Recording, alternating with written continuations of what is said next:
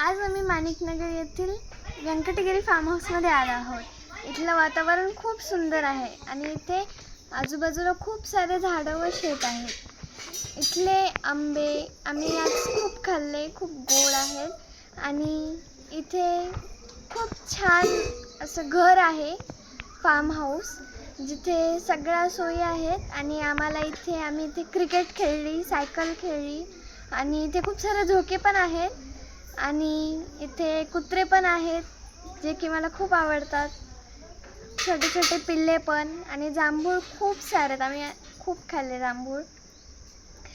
इथे पोल्युटेड वातावरण बिलकुल नाही आहे, खूप छान वाटतं आणि रात्री खूप थंडी वाजते, खूप छान वातावरण आहे। आणि तुम्हाला एक सांगू का, मी आता बसली आहे एका झोक्यावर, जे की खुर्ची आहे।